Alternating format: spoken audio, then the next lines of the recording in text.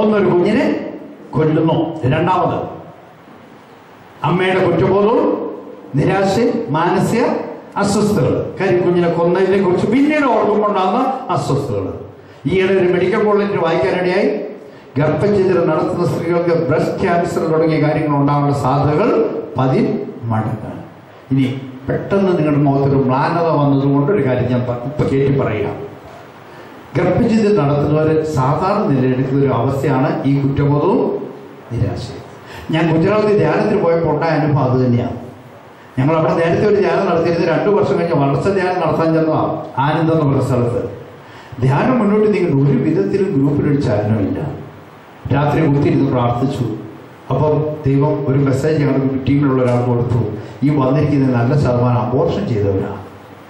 വന്നിരിക്കുന്ന നല്ല ശതമാനം അബോർഷൻ ചെയ്തവരാണ്. അത് കാരണം നമ്മൾ വചനമൊക്കെ പറയുമ്പോൾ അവരുടെ ഉള്ളിൽ കുറ്റബോധം നിരാശ കിടക്കുന്നുണ്ട്. അതൊന്നും ഉള്ളിലേക്ക് ചെല്ലുന്നില്ല. പിറ്റേ ദിവസം ഒരു ക്ലാസ് പ്രത്യേകിച്ച് ഒരുങ്ങി എൻ്റെ കുറേ പടങ്ങളുണ്ടായിരുന്നു. ഒരു എക്സിബിഷൻ പോലെ പടത്തിൽ ഒട്ടിച്ചു കാര്യങ്ങൾ ബോധ്യപ്പെടുത്താൻ. എന്നിട്ട് ഒരു 1.5 മണിക്കൂറിനടുത്തേക്ക് അതിനെക്കുറിച്ച് തന്നെ ഒരു ക്ലാസ് കൊടുത്തിട്ട് ടീമിലുള്ള ബഹുമാനപ്പെട്ട അച്ഛൻ വിശുദ്ധ കുർബാന കൊണ്ടുവന്ന് ഒരു ആശീർവാദം കൊടുത്തു. ഒരു വചനം പറഞ്ഞുകൊണ്ട്. ഏത് വചനം എന്നറിയോ? എബ്രായർ 8:12. എബ്രായർ 8:12.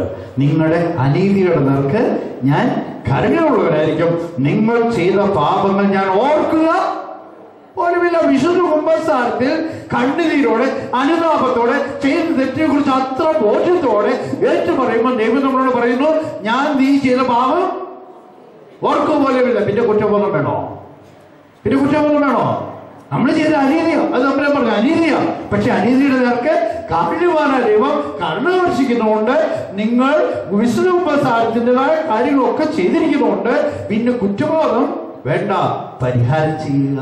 Hallelujah, hallelujah. അന്നേരമാണ് ഗുജറാത്തിലെ ഈ പാവങ്ങളുടെ ഇടയിൽ ഇതാണെങ്കിൽ കേരളത്തിലെ നമ്മളെ വലിയ ആളുകളുടെ ഇടയിൽ ഇത് എങ്ങനെ ഇരിക്കുമെന്നുള്ള ചിന്തയാണ്. പിന്നെ ഒരു 3 മാസം പ്രാർത്ഥനയിൽ ഒരു സഹോദരൻ കിട്ടി.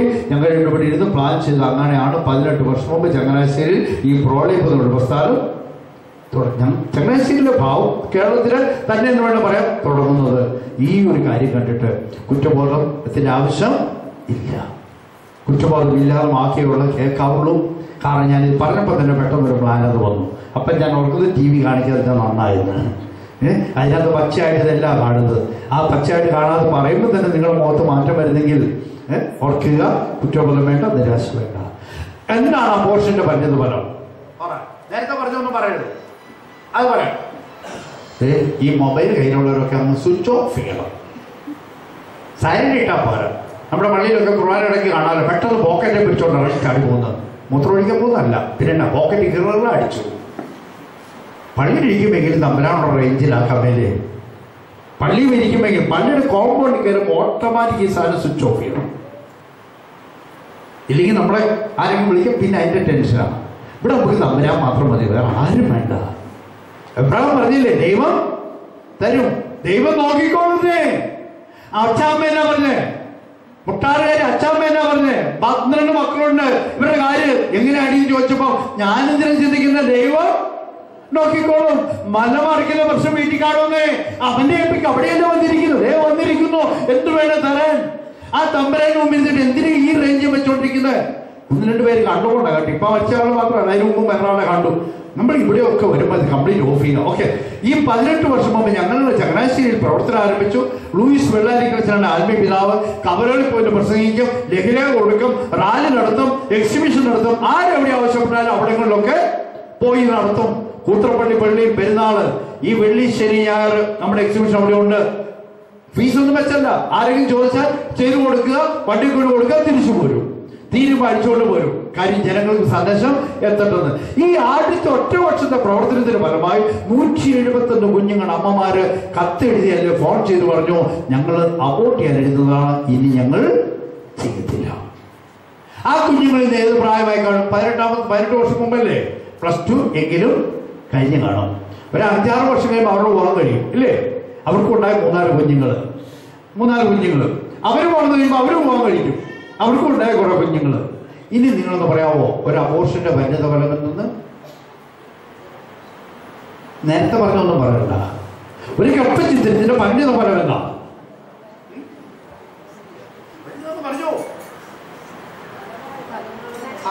നിങ്ങൾ പറയുന്നത് അതൊന്നുമല്ല. തലമുറയാണ് നശിപ്പിക്കുന്നത്. ഒരു കുഞ്ഞിനെ അല്ല നമ്മൾ കൊന്നത്. ആ കുഞ്ഞിലൂടെ ഈ ഭൂമിയിൽ ഉണ്ടാവേണ്ടുന്ന ദൈവത്തിന്റെ രക്ഷാകര പദ്ധതി അതിന്റെ കടക്കലാണ് കത്തിവെച്ചത്. ദൈവത്തിന്റെ പദ്ധതി സാത്താന്റെ ഏറ്റവും വലിയ തന്ത്രവനാ. അവൻ തന്ത്രശാലിയാണ്. നമുക്കറിയാം, പഴയ നിയമത്തിലെടുത്താൽ പൂർവ്വ യോസേഫ് ഇസ്രായേലിലെ രണ്ടാമത്തെ ഭരണാധികാരി തീരേണ്ട ആളാണ്.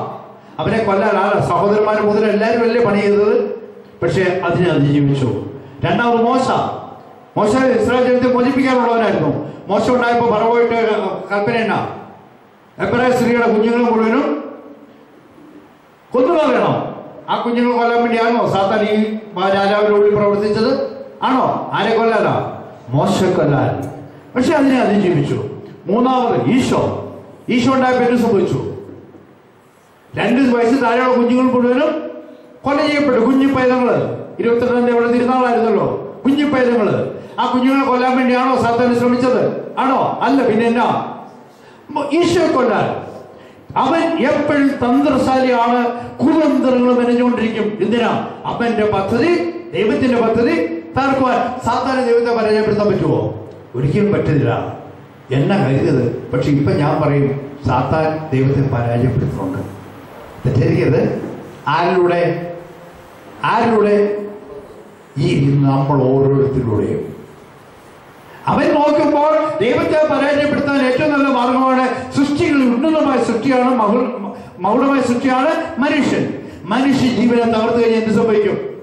ഇതിനെ നേരത്തെ മദർ തെരേസയുടെ ഒക്കെ പറഞ്ഞത്, ഒരു മനുഷ്യ ജീവനെ തകർത്താൽ എന്ത് സംഭവിക്കും?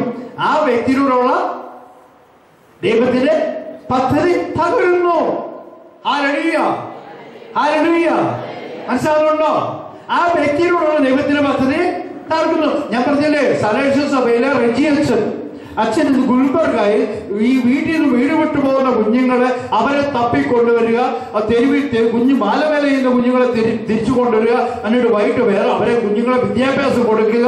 ഇതുപോലുള്ള ശുശ്രൂഷകളാണ് അച്ചാമ്മയുടെ 12ാമത്തെ മോൻ ഇന്ന് പ്രവർത്തിച്ചുകൊണ്ടിരിക്കുന്നത്. ആ 12ാമത്തെ മോനിനോടുള്ള ഈ ദൈവപദ്ധതി തകർക്കാനാണ് അച്ചാമ്മയ്ക്ക് തീർക്കാൻ നോക്കിയത്. ഞാൻ പറയും, സർപ്പത്തിന്റെ തല തകർന്ന പരിശുദ്ധ അമ്മയോട് ചേർന്ന അച്ചാമ്മ അവനെ പരാജയപ്പെടുത്തി. ആരെ പരാജയപ്പെടുത്തി? സാത്താനെ. ആ മോൻ ഇന്ന് ശക്തമായി പ്രവർത്തി. ഈയിടെ ചങ്ങനാശ്ശേരിയിൽ പ്രോളയപ്പിന്റെ മീറ്റിംഗ് വെച്ചപ്പോൾ ഒരേ ഇടവയിലുള്ള ഒരാളെ വെച്ച് മീറ്റിംഗ് നടന്നപ്പോൾ അന്നല്ലേ അച്ഛൻ വന്നിരിക്കുന്നത് ചങ്ങനാശ്ശേരിയിൽ. അച്ഛൻ ചങ്ങനാശ്ശേരി വന്നപ്പോൾ കാണുന്ന ആഗ്രഹിച്ച് വിളിച്ചതാ. ഞങ്ങളുടെ അച്ഛൻ മീറ്റിംഗാ. ഉടനെ ഡയറക്ടേഴ്സിനോട് ഇനി വിളിച്ചോളാം. അച്ഛൻ സ്റ്റേജിൽ വന്ന് ഒരു 15 മിനിറ്റ് അച്ഛൻ ചെയ്ത കാര്യങ്ങളൊക്കെ പറഞ്ഞു കഴിയുമ്പോൾ ഡയറക്ടേഴ്സും പറഞ്ഞു, ഇനി നമുക്ക് പ്രസംഗം ആവശ്യമില്ല, ഈ അച്ഛനെ കൊണ്ട് മുമ്പിൽ നിർത്തിയാൽ മതി. ദൈവത്തിന്റെ പദ്ധതി തകർക്കാൻ വേണ്ടി സാത്താൻ പ്രവർത്തിച്ചതും അതിനെ അതിജീവിച്ചതും ഇന്ന് ശക്തമായി പ്രവർത്തിക്കുന്നു. Hallelujah, hallelujah. കരങ്ങൾ ഉയർത്തി, എല്ലാവരും കരങ്ങൾ ഉയർത്തി ശക്തമായി സ്തുതിച്ച് ഹല്ലേലൂയ, ഹല്ലേലൂയ, ഹല്ലേലൂയ. കണ്ണുകളടച്ച് ഈ സർവശക്തനായ ദൈവത്തെ, നമ്മുടെ മേൽ പദ്ധതിയുള്ള ദൈവത്തെ, അത് തകർക്കാൻ ശ്രമിക്കുന്ന സാത്താനെ പരാജയപ്പെടുത്തുവാൻ ശക്തി സ്വീകരിച്ചുകൊണ്ട് ഹല്ലേലൂയ, ഹല്ലേലൂയ, ഹല്ലേലൂയ. പിടികിട്ടിയോ? ഗർഭത്തിന്റെ പറഞ്ഞത് തലമുറയെ തകർക്കുന്നു. അത് മാത്രമേ ഉള്ളൂ? അല്ല. ഒരു സമൂഹം അതിലൂടെ ഉണ്ടാകുന്ന നന്മകളും തകർത്തു, നമ്മുടെ കുടുംബത്തിന്റെ പദ്ധതി തകർത്തു. ഇനി ഗർഭചിത്രത്തിലുള്ള വന്ധീകരണത്തിന്റെ പരിണിത ഫലം എന്താ? വന്ധീകരണം എന്ന് പറഞ്ഞാൽ അതറിയാം. വന്ധീകരണം എന്ന് പറഞ്ഞാൽ ഇവിടെ ഇരിക്കുന്ന ആർക്കും അറിയത്തില്ല. പ്രസവം നിർത്തുക, പച്ചയ്ക്ക് പറഞ്ഞ പ്രസവം നിർത്തുക. അതിന്റെ പരിണിത ഫലം എന്താ? അതിന്റെ പരിണിത ഫലം എന്താ? അതിനെന്നാ പരിണിത ഫലം? മറ്റിടത്തൊരു കുഞ്ഞിനെ കൊന്നു, ഇവിടെ ഒന്നും ഉണ്ടാകുന്നില്ലല്ലോ. ഇതാണ് സാത്താന്റെ ഇപ്പോൾ അവൻ ഏറ്റവും കൂടെ പ്രവർത്തിക്കുന്ന അവന്റെ പദ്ധതി. നമ്മൾ നേരത്തെ പറഞ്ഞു, നിങ്ങൾക്ക് ഞാൻ ചോദിക്കട്ടെ, നിങ്ങൾക്ക് 5 കുഞ്ഞിനെ ദൈവം തരാൻ നിശ്ചയിച്ചിട്ടുണ്ടെന്ന് കരുതുക. 5 കുഞ്ഞിനെ നിങ്ങൾക്ക് തരാൻ നിശ്ചയിച്ചിട്ടുണ്ട്. ആ 5 കുഞ്ഞിന് ജന്മം കൊടുത്താൽ നിങ്ങൾക്ക് എന്തെങ്കിലും കുറവ് സംഭവിക്കുമോ?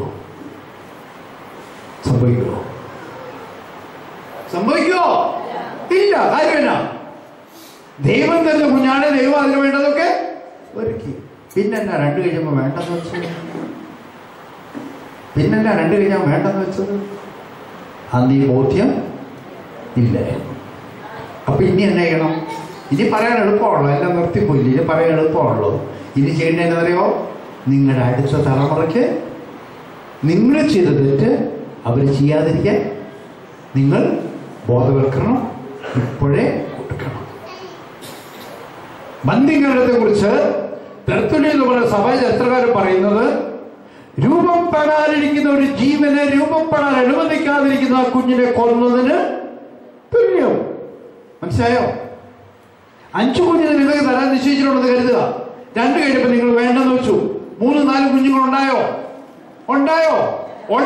ഉണ്ട്. പിതാവിന്റെ ഹൃദയത്തിൽ അവന്റെ പദ്ധതിയിൽ ആ കുഞ്ഞുണ്ട്. പക്ഷെ നമ്മൾ സഹായിക്കാഞ്ഞുകൊണ്ട് ആ കുഞ്ഞു ഭൂമിയിൽ വന്നില്ല. അതാ സത്യനെ പറയും, കുഞ്ഞിനെ കൊന്നതിന് തുല്യം. ഇവിടെ ഇരിക്കുന്ന പ്രായമായ അമ്മച്ചിമാരോട്, അമ്മച്ചിമാരൊക്കെ നോളന്നെയാണ്, എല്ലാവരും അങ്ങോട്ടും ഇങ്ങോട്ടും ഒന്ന് നോക്കി പുഞ്ചിരിച്ച് ചില ധ്യാനത്തില കേട്ടോ, ധ്യാനത്തില, കുഴപ്പമില്ല. എല്ലാവരും അങ്ങോട്ട് ഒന്ന് നോക്കിയല്ലേ അടുത്തിരിക്കുന്നവരൊക്കെ. ഇപ്പോഴും ഉറങ്ങുന്ന അമ്മച്ചിമാരെ ഞാൻ കാണുന്നു. നോക്കുമ്പോ നമ്മുടെ മുഖത്ത് നോക്കി ചിരിച്ചില്ലേ ഉറങ്ങുവാന്നോ? ഒന്നും ജീവനില്ല അല്ലേ ഉറങ്ങുവാന്നോ ഉറപ്പാ. അപ്പൊ തോണ്ടി വിളിച്ചൊന്ന് ചിരിച്ചേ. ഓക്കെ, ഇപ്പൊ റെഡിയായി.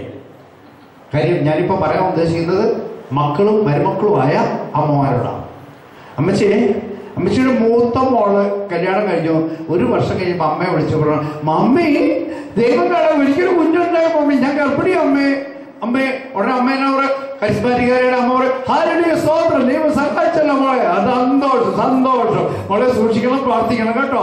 എന്നിട്ട് പറയും, മോളെ നമ്മുടെ ഇവിടെ സഭയുടെ ആശുപത്രി ഉണ്ടെന്ന് എനിക്ക് അറിയത്തില്ല, അതുകൊണ്ട് ചങ്ങനാശ്ശേരി ആശുപത്രിയുടെ പേര് പറയാം. മോളെ ചെത്തിപ്പുഴ ആശുപത്രിയിലെ മോള് പോകാവുള്ളൂ, നല്ല ഡോക്ടറൊക്കെയാ, നമ്മുടെ സഭയുടെ ആശുപത്രിയല്ലേ, അവിടെ പോകാവുള്ളൂ. പോയി ഒരു കുഴപ്പമില്ല, മെഡിക്കൽ കൊച്ചുണ്ടായി. 2 വർഷം കഴിഞ്ഞപ്പോൾ മോള് പിന്നെ അമ്മയെ വിളിച്ചു, മമ്മി എന്നാ പോലെ, മമ്മി ഞാൻ പിന്നെയും ഗർഭിണിയാ. എന്നാ നിങ്ങൾ ചിരിച്ചോണ്ടിരിക്കുന്നത്? പഴയ പോലെ ഹാലടിയ സ്തോത്രം വരുന്നുണ്ടോ? മോളെ ഇപ്പം വേണായിരുന്നു അടി. ആര് പൊക്കി? അവൻ പൊക്കി, അവൻ തല പൊക്കി. ഇപ്പൊ വേണായിരുന്നോ മോളെ? മമ്മി ഒരു കുഴപ്പമില്ല, അവള് മൂത്തത്, അവൾ പിടിക്കാണ്ട് നടക്കുന്നത്, ഒരു കുഴപ്പമില്ല മമ്മി. കുഴപ്പമില്ല മോളെ, പ്രൈസർ ആണ്.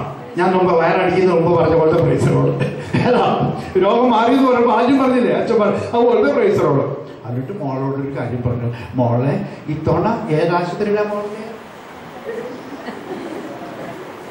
എല്ലാവരും ചിരിച്ചോണ്ടിരിക്കാതെ കാര്യം പറ.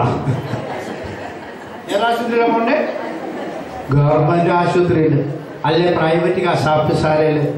എന്തിനാ ചെത്തിപ്പുഴ പോകണ്ടാത്തത്? അവിടെ പോയ നിർത്തില്ല. മോളപ്പം അത് കേട്ടു. ഈ ചിരിയൊക്കെ നിർത്തിക്കേ, കാര്യം പെട്ടെന്ന് ഷോക്കാകുമ്പോൾ, അതുകൊണ്ടാണ് ചിരി നിർത്താൻ പറഞ്ഞു. പെട്ടെന്ന് ഈ ചിരിച്ചേക്ക് ഷോക്കായി കഴിയുമ്പോഴല്ലോ ചിലപ്പം വല്ല മാനസിക അസ്വസ്ഥ ഉണ്ടാവും, അതുകൊണ്ടാണ് ചിരി നിർത്താൻ പറഞ്ഞത്. മോള് അമ്മ പറഞ്ഞ കാര്യങ്ങൾ അതുപോലെ കേട്ടു. ഗവൺമെന്റ് ആശുപത്രി പോയി 2 കഴിയുമ്പോൾ എല്ലാം അറുത്ത് മുറിച്ച് കൂട്ടി. ആ മോളെ അന്ന് അമ്മ ഉപദേശിച്ചത് എന്നെങ്കിലും അമ്മ വിശുദ്ധ കുമ്പസാരത്തിൽ ഏറ്റു പറഞ്ഞിട്ടുണ്ടോ? ഉണ്ടോ? ഇത്തരം പറയണ്ട. 99% ഇല്ല, പറഞ്ഞിട്ടില്ല. അതൊക്കെ പറയേണ്ട ആവശ്യമുണ്ടോ? നിങ്ങൾ ആ പറഞ്ഞതിലൂടെ എന്താ സംഭവിച്ചത്? ദൈവത്തിന്റെ പദ്ധതിയെ തകർത്തു. അതല്ലേ പാപം. അവന്റെ പദ്ധതിക്ക് വിരുദ്ധമായ ഒരു പ്രവൃത്തി ചെയ്യുന്നത്, അവന്റെ ഹിതത്തിന് വിരുദ്ധമായ ഒരു പ്രവൃത്തി ചെയ്യുന്നതല്ലേ പാപം. മാർപ്പാപ്പമാർ എല്ലാം കൃത്യമായിട്ട് പറയുന്നു, പ്രസവ നൃത്ത വന്ധികൾ ചാവദോഷമാണെന്ന്.